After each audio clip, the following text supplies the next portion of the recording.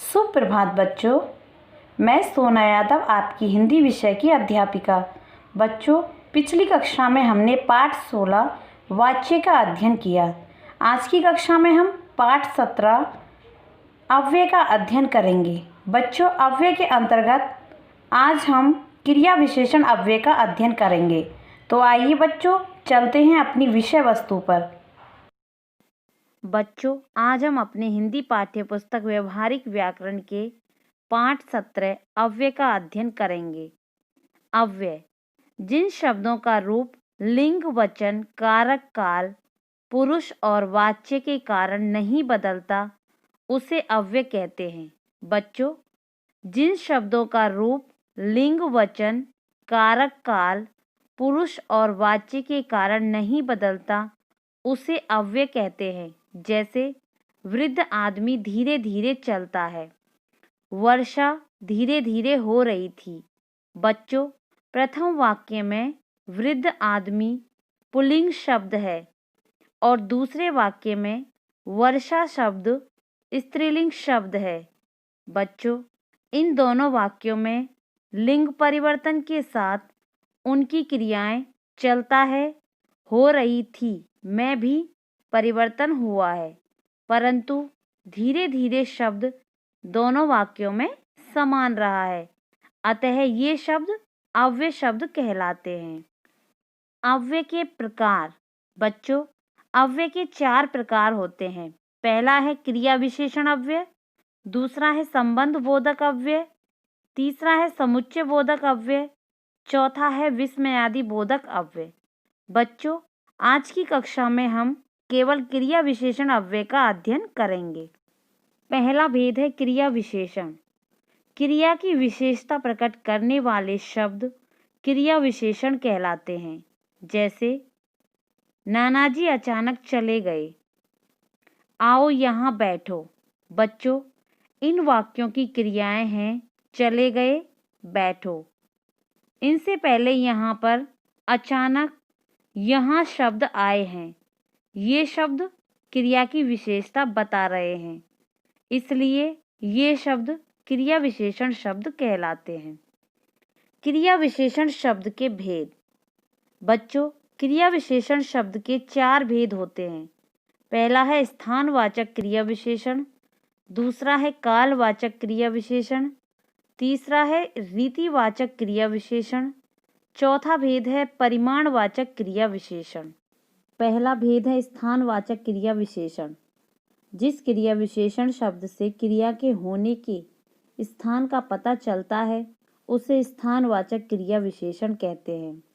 बच्चों, इसमें स्थितिवाचक और दिशावाचक शब्द होते हैं। जैसे करीना सामने रहती है, डॉक्टर इस ओर गया। बच्चों, इन वाक्यों में सामने स्थानवाचक क्रिया विशेषण एवं इस ओर दिशावाचक क्रिया विशेषण है। इनसे क्रिया के होने के स्थान का पता चलता है।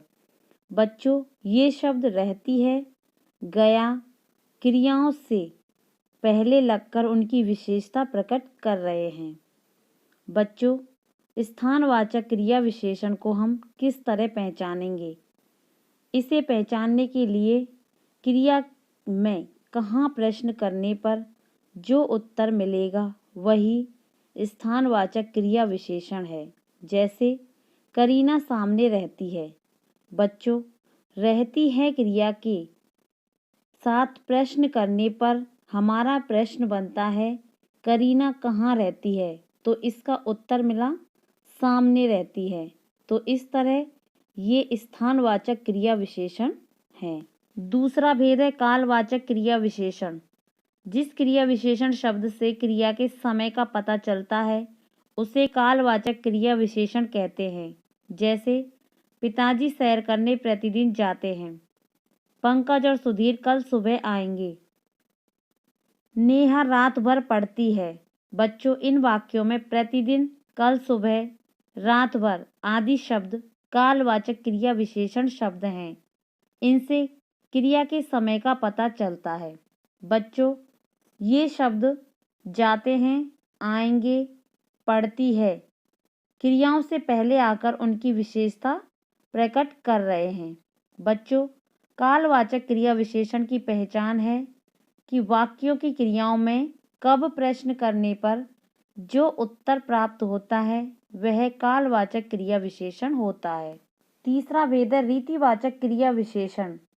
जिस क्रिया विशेषण शब्द से क्रिया के होने का ढंग या रीति का पता चलता है उसे रीतिवाचक क्रिया विशेषण कहते हैं।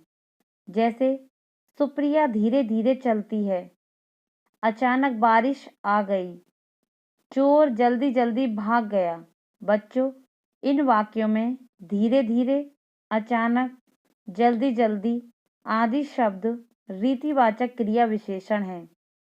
ये शब्द चलती है, आ गई, भाग गया क्रियाओं की विशेषता प्रकट कर रहे हैं, इसलिए ये शब्द रीतिवाचक क्रिया विशेषण कहलाते हैं। रीतिवाचक क्रिया विशेषण की पहचान क्रिया में कैसे शब्द लगाकर प्रश्न करने पर जो उत्तर प्राप्त होता है वही रीतिवाचक क्रिया विशेषण कहलाता है। जैसे सुप्रिया धीरे धीरे चलती है। बच्चों, चलती है क्रिया के साथ प्रश्न करने पर हमारा प्रश्न बनता है सुप्रिया कैसे चलती है। उत्तर प्राप्त होता है सुप्रिया धीरे धीरे चलती है। तो बच्चों, ये शब्द रीतिवाचक क्रिया विशेषण शब्द हैं। चौथा भेद है परिमाणवाचक क्रिया विशेषण। जिस क्रिया विशेषण शब्द से क्रिया की मात्रा और परिमाण का पता चलता है उसे परिमाणवाचक क्रिया विशेषण कहते हैं। जैसे हलवा थोड़ा थोड़ा मिलेगा, मेरे लिए कॉफी में चीनी कम डालना, सबके लिए चावल पर्याप्त होंगे। बच्चों, इन वाक्यों में थोड़ा थोड़ा, कम, पर्याप्त आदि शब्द परिमाणवाचक क्रिया विशेषण शब्द हैं। बच्चों, इन शब्दों से क्रियाओं के परिमाण का पता चलता है। ये शब्द मिलेगा, डालना, होंगे आदि क्रियाओं से पहले आकर उनकी विशेषता प्रकट कर रहे हैं।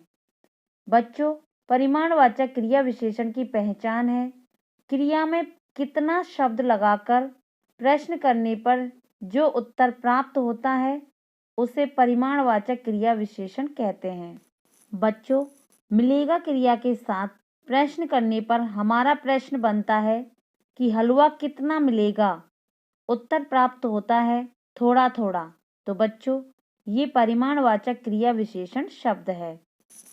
चलिए बच्चों, अब हम चलते हैं अपने कक्षा कार्य की तरफ। कक्षा कार्य में पाठ का नाम लिखेंगे पाठ 17 अव्यय। दिनांक लिखेंगे 21/12/2020। कक्षा कार्य। परिभाषा। जिन शब्दों का रूप लिंग, वचन, कारक, काल, पुरुष और वाच्य आदि के कारण नहीं बदलता उन्हें अव्यय कहते हैं। बच्चों, इन्हें अविकारी शब्द भी कहते हैं। जैसे मोहन धीरे धीरे चलता है, अचानक बारिश आ गई। अव्यय के भेद। पहला है क्रिया विशेषण अव्यय, दूसरा है संबंध बोधक अव्यय, तीसरा है समुच्चय बोधक अव्यय, चौथा है विस्मयादि बोधक अव्यय, पांचवा है निपात। पहला भेद है क्रिया विशेषण। क्रिया की विशेषता प्रकट करने वाले शब्द क्रिया विशेषण कहलाते हैं। क्रिया विशेषण के भेद। पहला है स्थानवाचक क्रिया विशेषण, दूसरा है कालवाचक क्रिया विशेषण, तीसरा है रीतिवाचक क्रिया विशेषण, चौथा भेद है परिमाणवाचक क्रिया विशेषण। पहला भेद स्थानवाचक क्रिया विशेषण। जिस क्रिया शब्द से क्रिया के होने के स्थान का पता चलता है उसे स्थानवाचक क्रिया विशेषण कहते हैं। जैसे मौसी जी ऊपर रहती हैं, अतिथि भीतर बैठे हैं। दूसरा भेद है कालवाचक क्रिया विशेषण। जिस क्रिया विशेषण शब्द से क्रिया के समय का पता चलता है उसे कालवाचक क्रिया विशेषण कहते हैं। जैसे मैनेजर से मिलने परसों आइए, बिजली बार बार जा रही है। तीसरा भेद है रीतिवाचक क्रिया विशेषण। जिस क्रिया विशेषण शब्द से क्रिया के होने का ढंग या रीति का पता चलता है उसे रीतिवाचक क्रिया विशेषण कहते हैं। जैसे रमेश ध्यानपूर्वक पुस्तक पढ़ रहा है, चोर जल्दी जल्दी भाग गया।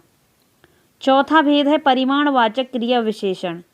जिस क्रिया विशेषण शब्द से क्रिया की मात्रा और परिमाण का पता चलता है उसे परिमाणवाचक क्रिया विशेषण कहते हैं। जैसे चाय में चीनी कम डालें। मैं बस इतना ही खाऊंगी। बच्चों, अब हम बात करते हैं आज के अपने गृह कार्य की। गृह कार्य में प्रश्न है हमारा, वाक्य में आए क्रिया विशेषण शब्दों को रेखांकित कर उनके भेदों के नाम लिखिए। आग बुझाने का कार्य निरंतर चल रहा है, कालवाचक क्रिया विशेषण। कूड़ादान आगे रखा है, स्थानवाचक क्रिया विशेषण। दिवाकर अचानक गिर गया, रीतिवाचक क्रिया विशेषण। रेलगाड़ी कैथल स्टेशन पर सायकाल पहुंचेगी, कालवाचक क्रिया विशेषण। कम खाओगी स्वस्थ रहोगी, परिमाणवाचक क्रिया विशेषण। बूढ़ा धीरे धीरे चलता है, रीतिवाचक क्रिया विशेषण। अब दुकानें सुबह खुलेंगी, कालवाचक क्रिया विशेषण। कटोरी में दाल बहुत डाल दी, परिमाणवाचक क्रिया विशेषण।